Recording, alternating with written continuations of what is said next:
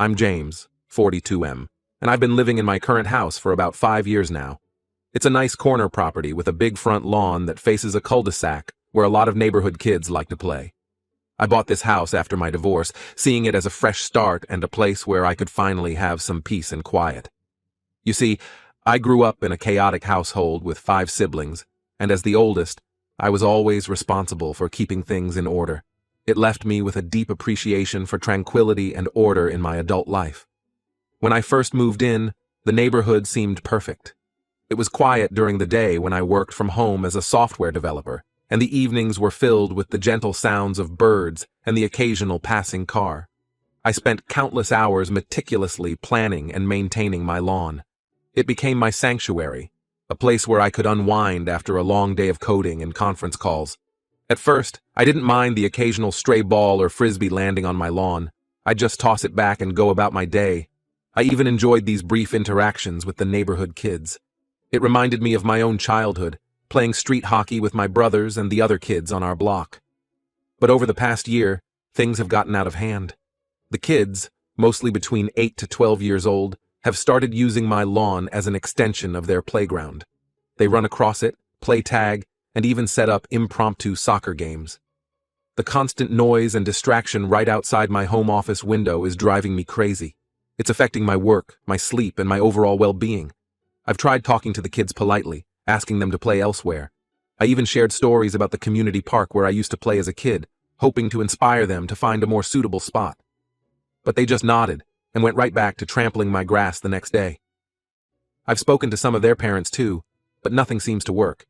The parents just brush it off, saying things like, "Kids will be kids," or "It's just grass, it'll grow back." One dad, Mike, 39M, even had the audacity to tell me I should be grateful for the free entertainment. He doesn't understand that for me, it's not entertainment. It's a disruption of the peaceful life I've worked so hard to create. The situation reminds me of my childhood neighbor, Mr. Grayson. He was always yelling at us kids to stay off his lawn. I used to think he was just a grumpy old man, but now I find myself empathizing with him. Is this what getting older feels like? Am I turning into the neighborhood grouch? The final straw came last month. I had a crucial video call with a potential client, a contract that could have doubled my income for the year. As I was in the middle of my presentation, a group of kids started a loud game of tag right outside my window. Their shrieks and laughter drowned out my voice, and I could see the client's confused and annoyed expression. Needless to say, I didn't get the contract. After the call, I went outside to find that the kids had taken their game a step further. They had actually brought shovels and were digging holes in my lawn to set up a makeshift mini golf course. My carefully maintained grass, which I had nurtured for years, was being torn up like it was nothing. When I confronted them, they just laughed and ran off, leaving behind a pockmarked lawn that looked like it had been hit by mortar fire. That night, as I sat on my porch looking at the devastation, I felt a mix of anger and despair. This lawn wasn't just grass to me. It represented the order and peace I had craved all my life. It was a symbol of the home I had created for myself after my divorce, a place where I felt in control. And now, it felt like that was being taken away from me. That's when I decided to take matters into my own hands. I spent hours researching solutions online, considering everything from fences to security cameras. But then I came across an article about motion-activated sprinkler systems. It seemed perfect, a non-confrontational way to protect my property without causing any real harm. I hired a landscaping company to install an automatic sprinkler system around the perimeter of my lawn. But here's the twist. I had them install motion sensors that would trigger the sprinklers whenever someone steps on the grass. The landscaper, an older guy named Bill, gave me a knowing smile as he installed the system. "Had some trouble with neighborhood kids myself back in the day," he said. "This'll do the trick." The first day after the installation was both hilarious and vindicating. I watched from my window as unsuspecting kids ran onto my lawn, only to be met with a sudden spray of water. They squealed and ran off, looking completely confused. Word spread quickly, and soon the neighborhood kids were treating my lawn like it was lava, carefully avoiding it at all costs. I thought I'd solved the problem, but apparently I've only created a new one. Parents started showing up at my door, furious that their precious little angels got wet. My next-door neighbor, Karen, 38F, was particularly upset. She's always been a bit of a busybody, the self-appointed mayor of our little cul-de-sac. She accused me of being a grumpy old man who hates children and threatened to report me to the HOA for creating a hazardous environment. I tried to explain that I'm just protecting my property, but Karen wasn't having it. She started a campaign against me, telling other neighbors that I'm unstable and dangerous. Now I'm getting dirty looks whenever I step outside, and I've even found a few nasty notes in my mailbox. One of them read, "Go back to where you came from, lawn Nazi." It was childish and hurtful, reminding me of the bullies I dealt with in middle school. My wife, Sarah, 40F, thinks I might have gone too far. We met 2 years ago at a local farmer's market. She was selling homemade jams, and I was immediately charmed by her warm smile and easygoing nature. She's usually my rock, the voice of reason when I get too caught up in my own head. But this situation has her worried. She suggests we should have tried harder to reason with the parents or maybe put up a fence instead. But I don't see why I should have to fence off my own property just because other people can't control their kids. Last night, as we were getting ready for bed, Sarah said something that's been echoing in my mind. "James," she said, "I know this lawn means a lot to you, but is it worth turning our whole neighborhood against us? Is this the kind of environment we want to live in?" I didn't have an answer for her then, and I'm still struggling with it now. I don't think I'm the asshole here. It's my property, and I have the right to protect it. The sprinklers aren't hurting anyone. At worst, a few kids get a little wet. But now I'm being treated like the neighborhood villain. It's bringing back memories of being the outcast in school, always the one who preferred books to sports, never quite fitting in. So, Reddit, AITA for installing this sprinkler system. Should I have found a different solution, or am I justified in protecting my property this way? I feel like I'm at a crossroads here, and I'm not sure which path to take. Update 1. Wow, I didn't expect this post to blow up like it did. Thanks for all your comments and suggestions. I've read through them all, and I want to give you an update on what's happened since my original post. First off, Karen made good on her threat to report me to the HOA. Last week, I received a formal letter from them stating that several complaints had been filed against me for my aggressive landscaping choices. They scheduled a hearing for next month to discuss the issue and potential consequences. The letter was cold and formal, reminding me of the divorce papers I received years ago. It left me with the same sinking feeling in my stomach. In preparation for the hearing, I decided to gather some evidence to support my case. I set up a couple of security cameras to record what was happening on my lawn when I wasn't watching. What I captured was pretty shocking. Not only were kids still trying to play on my lawn, although much less frequently due to the sprinklers, but I caught several adults deliberately setting off the sprinklers and then quickly running away. In one particularly infuriating clip, I saw Karen herself sneaking onto my property at night with a pair of gardening shears, attempting to cut the wires to the sprinkler system. Watching that footage brought back memories of my childhood bully, Tommy Hawkins. He used to destroy my science fair projects the night before the big day. Seeing Karen, a grown woman, engaging in such petty vandalism made me feel like that helpless kid all over again. I immediately reported this to the police. They took my statement and the video evidence, but warned me that since no significant damage was done, they might not be able to do much beyond giving Karen a warning. The officer, a young guy named Dave, seemed sympathetic. "Between you and me," he said, "I get it. I've got 2 kids of my own, and if they were tearing up someone's property, I'd want to know about it." The next day, I confronted Karen about what I'd seen. Instead of denying it, she flew into a rage, screaming about how I was destroying the community and robbing children of their childhood. She even had the audacity to blame me for her actions, saying I'd forced her to take matters into her own hands. Her face was red with anger, reminding me of my father's temper tantrums when I was a kid. I found myself instinctively backing away, my heart racing. Our argument attracted the attention of other neighbors, and soon we had a small crowd gathered on the sidewalk. To my surprise, not everyone was on Karen's side. My elderly neighbor, Mr. Thompson, 72, spoke up in my defense. He said he'd been bothered by the noise from the kids too, but had been too afraid of confrontation to say anything. "Back in my day," he said, his voice shaky but determined, "we respected other people's property. These kids today, they think they own the whole neighborhood." Another neighbor, Lisa, 35F, admitted that her son had been one of the kids playing on my lawn. She apologized for not taking my concerns seriously before and promised to have a serious talk with her son about respecting other people's property. Her sincerity touched me, reminding me of the rare occasions when my own mother would stand up for me against my siblings' teasing. However, there were still plenty of parents who sided with Karen. They accused me of being petty and overreacting. One dad, the same Mike who had dismissed my concerns earlier, even suggested that I should be grateful for the free lawn aeration the kids were providing by running around on my grass. His smug grin made my blood boil, but I managed to keep my cool. The whole situation has created a clear divide in the neighborhood. Some people have started avoiding me altogether, while others have reached out to offer support. Sarah is stressed about the whole situation and worried about how it might affect our standing in the community long term. Last night, she confessed that she's been having trouble sleeping, worried about potential retaliation from angry neighbors. I support you, James, she said, her voice thick with emotion, but I'm scared. What if they damage our car, or worse? Her fears aren't unfounded. I've been having nightmares about coming home to find our house vandalized or our garden destroyed.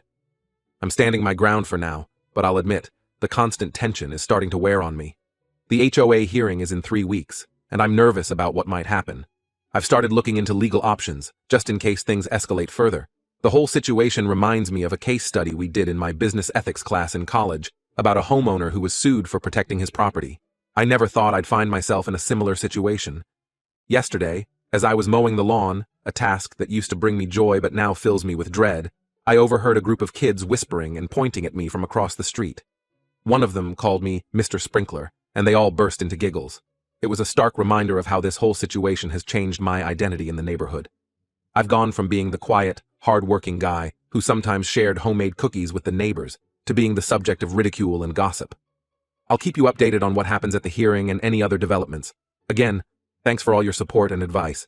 It's good to know I'm not alone in thinking that homeowners have a right to protect their property. But as the hearing approaches, I find myself wondering, at what cost? Is protecting my lawn worth all this stress and conflict? I don't have an answer yet, but I hope I'll find one soon. Update 2.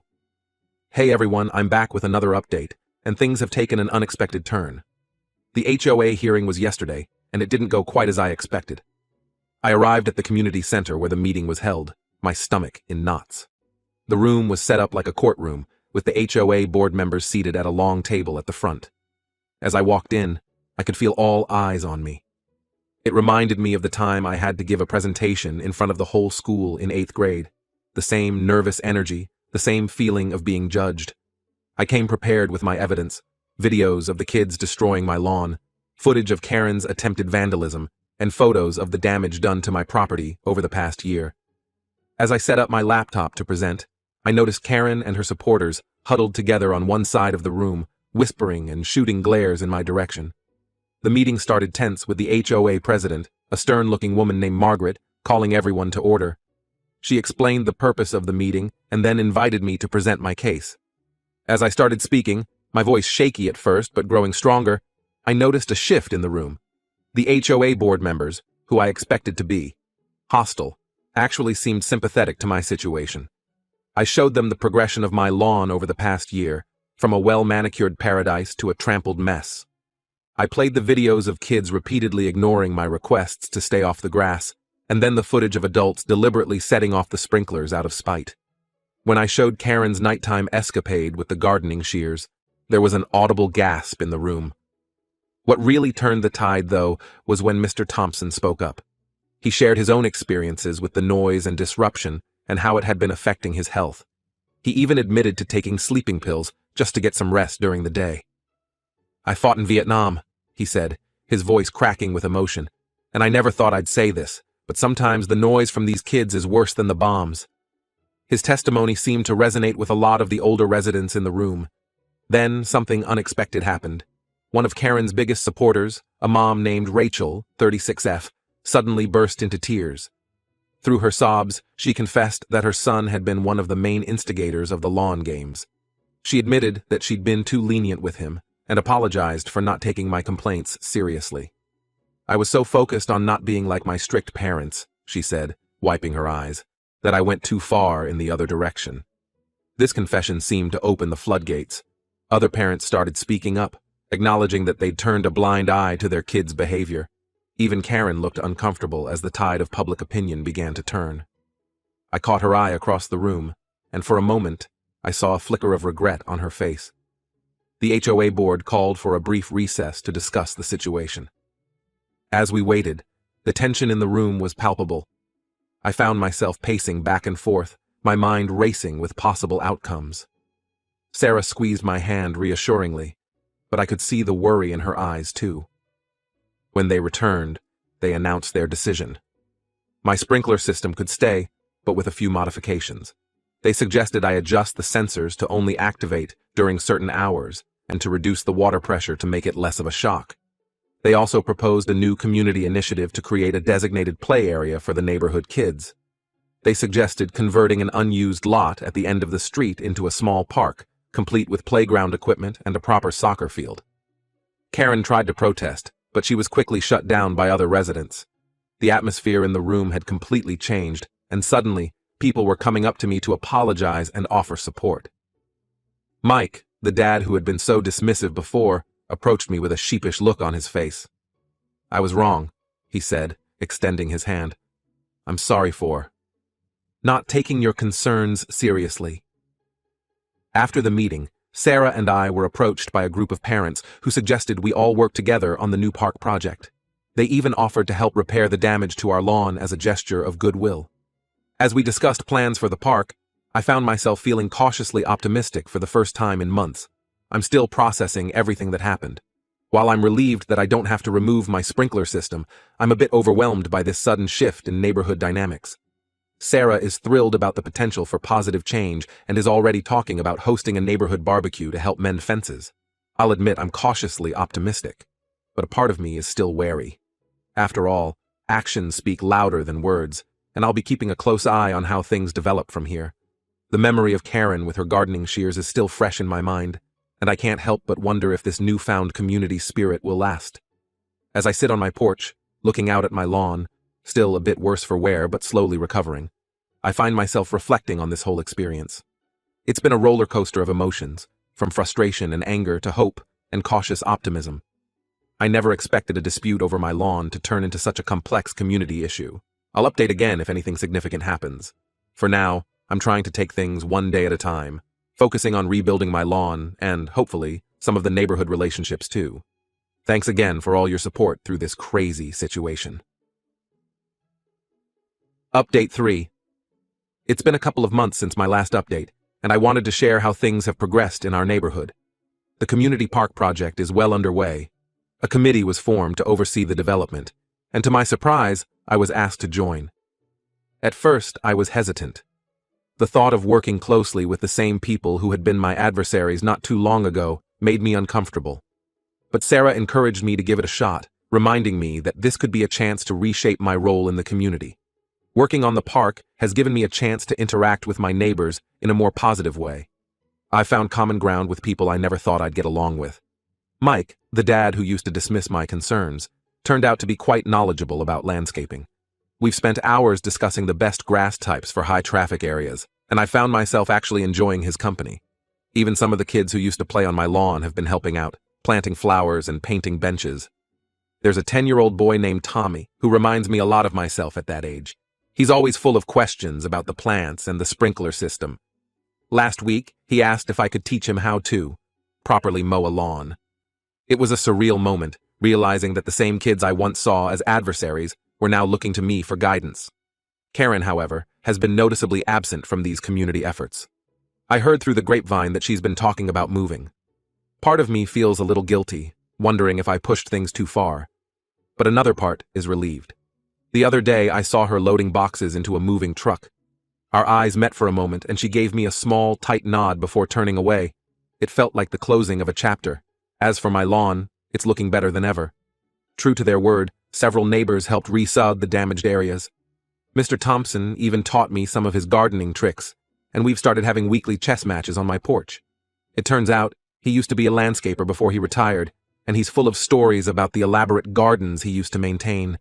The sprinkler system is still in place, but I've barely had to use it. The kids seem to have developed a new respect for property boundaries. A few days ago, I actually saw a group of them scolding a newcomer who was about to cut across my lawn. It was a surreal moment, watching them enforce the very rules they used to break. Sarah and I did host that barbecue she wanted. Almost the entire neighborhood showed up, and it was nice. There were a few awkward moments, like when Rachel's son accidentally knocked over the punch bowl and froze, clearly expecting me to explode. But I just laughed it off and helped him clean up. The relief on his face was palpable. I'm not naive enough to think everything's perfect now. There are still some tensions, and I doubt I'll ever be the neighborhood's favorite person. Just yesterday, I overheard someone refer to me as Sprinkler James. Not exactly a term of endearment, but better than some of the names I was called before. This whole experience has been a roller coaster, and while I stand by my initial actions, I've learned a lot about community, communication, and compromise. Who knew a sprinkler system could lead to all this? As I sit here on my porch, watching the sun set over my now peaceful lawn, I can't help but reflect on how much has changed. The sound of kids playing in the distance doesn't fill me with dread anymore. Instead, it's become a pleasant background noise, a reminder of the community we're building. Sarah joins me on the porch, handing me a cold beer. "Penny for your thoughts?" she asks, settling into the chair next to mine. I take a sip, considering her question. "Just thinking about how different things are now," I reply. She smiles and takes my hand. "Different good?" she asks. I nod, squeezing her hand. Different good. Anyway, thanks for following along with this crazy story. Here's hoping for quieter, drier days ahead,